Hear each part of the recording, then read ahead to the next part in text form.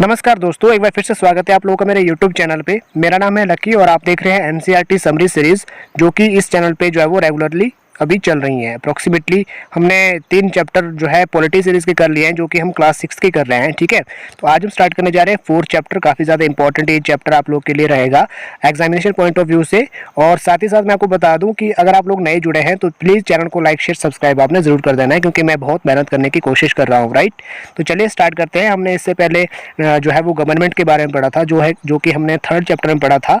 और साथ ही साथ हमने जो है levels of the government and साथ ही इसके अलावा हमने जो है टाइप्स ऑफ द गवर्नमेंट पढ़ा था कि कितनी तरह की गवर्नमेंट होती है, जिसमें कि हमने फर्स्ट पढ़ा डेमोक्रेटिक गवर्नमेंट, जो कि लोकतांत्रिक सरकार होती है। ठीक है, जो कि लोगों द्वारा लोगों के लिए जो है वो शासन जिसमें होता है। और साथ ही साथ जो है हमने मोनार्की गवर्नमेंट के बारे में भी पढ़ा था कि जो मोनार्की गवर्नमेंट होती है वो किस तरह से काम करती थी, जो कि उस समय राजा या फिर रानी के राज में हुआ करती थी। ठीक है, तो आज हम स्टार्ट करने जा रहे हैं इसके की एलिमेंट्स, कि किस तरह से जो इसके की एलिमेंट्स हैं वो जो है एज अ डेमोक्रेटिक गवर्नमेंट में जो है वो रन करते हैं। राइट, तो चलिए स्टार्ट करते हैं। तो फ्रेंड्स, अगर हम बात करें साउथ अफ्रीका की, तो वो एक ऐसी कंट्री थी जहाँ पे बहुत सारे जो है वो सेवरल रेसेस के जो है वो लोग जो है वो रहते थे। ठीक है, वहाँ पे ब्लैक पीपल रहते थे जो कि वहीं के साउथ अफ्रीका के होते थे, और साथ ही साथ वाइट पीपल रहते थे। ठीक है, जो कि वहाँ पे सेटल होते थे। एंड उसके अलावा जो इंडियंस की अगर हम बात करें तो इंडियंस में जो है लेबरर होते थे, एंड साथ ही साथ जो ट्रेडर्स वहाँ पे गए थे तो वो भी वहीं पे जाके जो है वो सेटल हो गए थे। ठीक है, तो साउथ अफ्रीका की कुछ एक कहानी यहाँ पे एक स्टोरी के माध्यम से जो है वो रेसिज्म को जो है वो डिफाइन किया गया है कि किस तरह से जो है रेस के आधार पे भी वहाँ पे डिस्क्रिमिनेशन होता था। राइट दोस्तों, स्टोरी जो है वो स्टार्ट होती है माया नायडू से। ठीक है, जहाँ जो कि एक जो है वो 11 ईयर ओल्ड जो है वो अफ्रीकन गर्ल है, जिसमें जो कि एक टाउन में रहती है जिसका नाम है जोहान्सबर्ग। राइट, तो वहाँ पे वो खेल रही होती है और वो अपनी मदर के साथ या फिर अपनी मदर के साथ जो है वो काफ़ी ज़्यादा हेल्प करती है उसके बॉक्सेस को जो है वो निकालने में, वो रखने में। ठीक है, और सडनली उसे क्या हो जाता है, एक स्क्रैप बुक मिलती है। ठीक है, स्क्रैप बुक का मतलब होता है उसमें काफ़ी सारी पिक्चर्स होती है और उसको एज अ कोलाज की तरह मान सकते हैं कि कोलाज की तरह भी उसको रखा जाता है। ठीक है, तो वो उसमें काफ़ी सारी पिक्चर्स थी और न्यूज़पेपर जो है वो आर्टिकल थे। ठीक है, तो उसमें जब वो उसके पास मिल जाती है तो there were many pictures of a young school boy of around 15 years of age. ठीक है, तो वहाँ पे जो है उस पिक्चर्स में अप्रॉक्सीमेटली 15 ईयर्स के जो यंग बॉय होते हैं उनकी भी उसमें जो है पिक्चर्स लगी हुई थी। ठीक है, तो उन्होंने वहाँ पे जैसे उन्होंने अपने मदर से पूछा कि कौन है वो बॉय, कौन है वो लड़का। ठीक है, तो वो जो है वो बता देती है कि वो एक, उसका नाम क्या है, हेक्टर पीटरसन। राइट, उसका नाम क्या है, हेक्टर पीटरसन। ठीक है, तो हेक्टर पीटरसन की जो स्टोरी है वो क्या है, तो वो हम जो है वो आगे देख लेते हैं। तो वो उसकी मम्मी जो है, उसकी जो मदर है, वो कहती है कि वो पुलिस के द्वारा जो है वो मार दिया गया था। तो जो माया है वो क्या हो जाती है, परेशान हो जाती है। तो वो पूछती है अपनी मदर से कि वाई, क्यों मारा गया था उसको। राइट, और उसकी जो मदर है वो कहती है कि जो साउथ अफ्रीका था तो पहले वो जो है किसके द्वारा गवर्न किया जाता था, अपार्टेड जो लॉज होते थे उस समय। ठीक है, तो अपार्टेड लॉ के अकॉर्डिंग जो है वहाँ पे सरकार चलती थी, जिसका कि मतलब होता है separation on the basis of races. ठीक है, separation on the basis of races. दोस्तों ध्यान रखिए, separation on the basis of race. ठीक है, तो रेस के आधार पे जो है वहाँ पे लोगों को अलग किया जाता था। तो साउथ अफ्रीकन जो पीपल होते थे उनको डिवाइड किया जाता था वाइट ब्लैक से। ठीक है, इंडियन को कलर्ड से, कलर्ड को अलग जो है वो रेसिस का कहा जाता था। और मतलब जैसे कि वाइट पीपल अलग होते थे और ब्लैक पीपल अलग होते थे, इसके अलावा जो इंडियंस होते थे वो अलग रहते थे। ठीक है, तो अकॉर्डिंग टू द लॉ के अकॉर्डिंग जो है वो वहाँ पे अलग अलग कलर्ड के जो है लोग रहते थे और उनको जो है वो आपस में मिलने भी तक नहीं दिया जाता था। ठीक है, और वो आपस में रह नहीं सकते थे और ना ही वो कॉमन जो फैसिलिटीज़ है वो यूज़ कर सकते थे। तो ये काफ़ी ज़्यादा एक ऐसी चीज़ थी वहाँ पे जो कि दिल दहला देने वाली मान सकते हैं आप। ठीक है, तो माया जो होती है वो उसको विश्वास नहीं होता है अपने उनके कानों पे।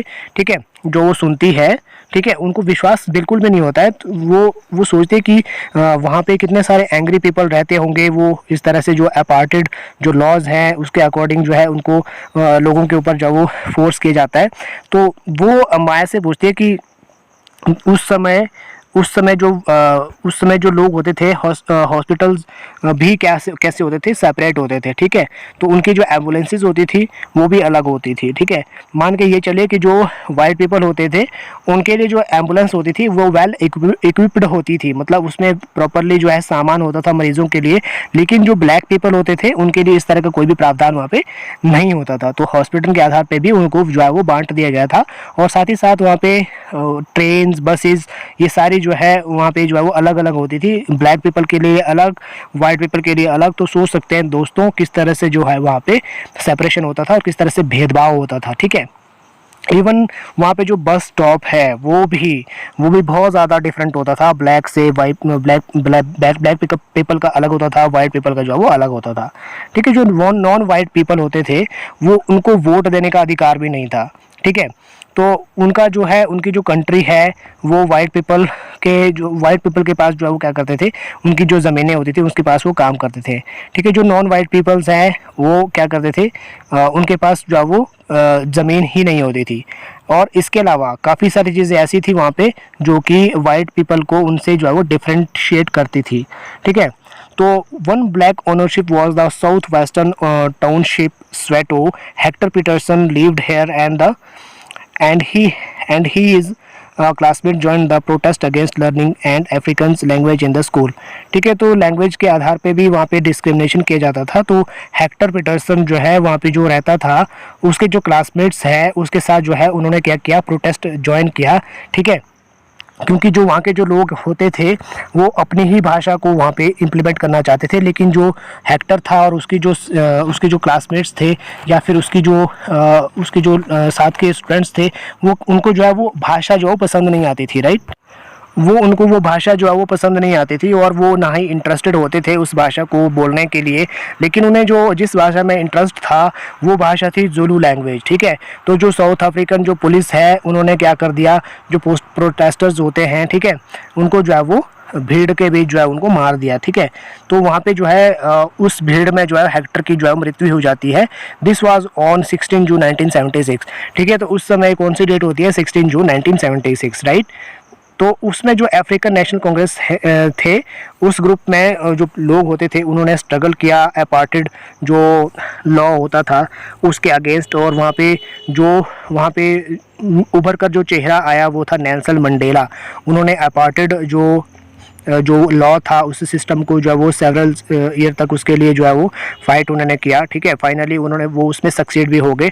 एंड इन 1994 जो है वो साउथ अफ्रीका जो है वो क्या बन गया, एक डेमोक्रेटिक कंट्री बन गया, जिसमें जो है रेसिस के आधार पे फिर भेदभाव जो है वो बंद हो गया, ठीक है। फिर लोगों को क्या है, इक्वल जो है वो मान लिया गया, राइट। तो इस तरह का जो है ये स्टोरी फ्रेंड्स रहता है।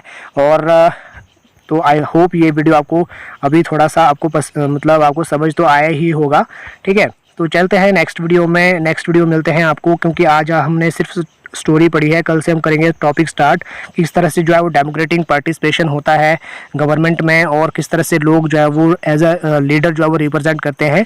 ये सारी चीज़ें हम डिस्कस करेंगे। आई होप ये वीडियो पसंद आई होगी आपको। तो चलिए मिलते हैं नेक्स्ट वीडियो में, तब तक के लिए बाय बाय।